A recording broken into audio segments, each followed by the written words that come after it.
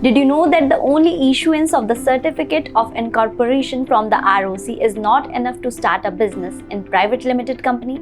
Before starting a company's business operation, you must file a declaration to ROC under Form INC-20A. In this video, we will discuss the importance and mandatory filing for the commencement declaration. Also, its prerequisites and consequences if the declaration is not filed with the ROC. So, watch this video till the end. The Certification of Incorporation is indeed conclusive proof of registration of a company. However, to correctly set up a company, there are few activities necessary and it becomes due immediately after the incorporation. A minimum 5 activities must be completed in the time-bound manner. Here is some of them. Open a current account for the company and deposit the capital. Filing of declaration for the commencement of business, appointment of first auditor of the company, and issuance of share certificate to initial shareholders.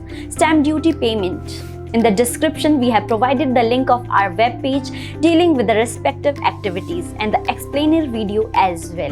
And here is the video. We will focus on the first 2 activities: the opening of bank account, deposit of capital, and the filing of declaration for the commencement of business to the ROC. The law. Before 2nd November 2018, there was no requirement for the private limited company or the OPC to file for such an application declaring to the ROC that the company has completed all the necessary compliance and could commence the business.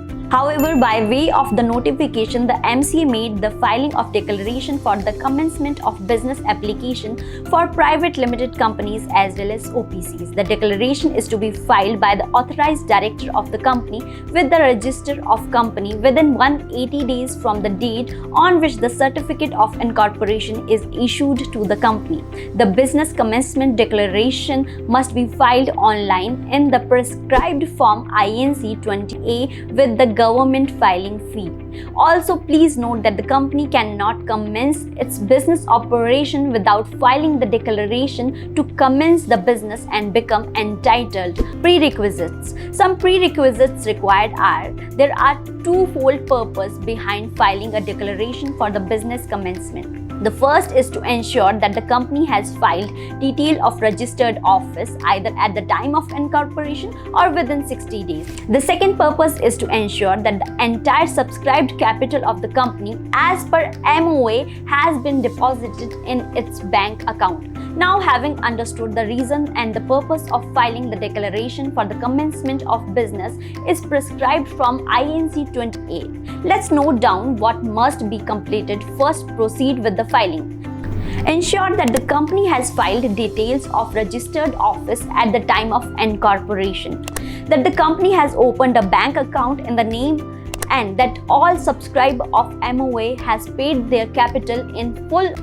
Obtain a bank statement of the company showing the transaction relating to capital only.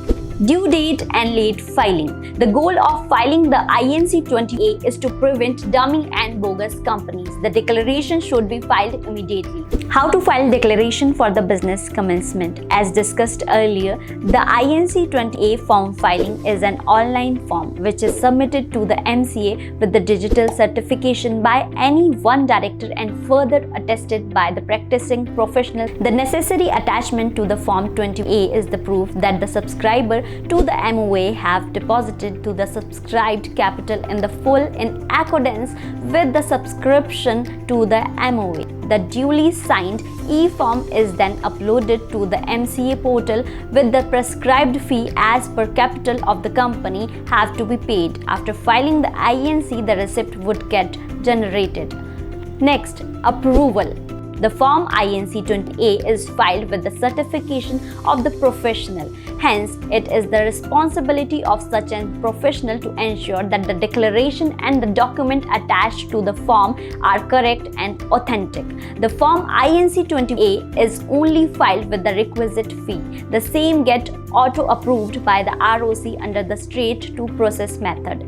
As a director of the company, you should keep copy of INC-20A, its attachment, and the filing receipt in your record. Next is consequences of non-filing. This is well settled principle that if there is prescribed compliance, the same need to be duly completed within the due date. Any non-compliance would eventually result in hardship as prescribed under the law.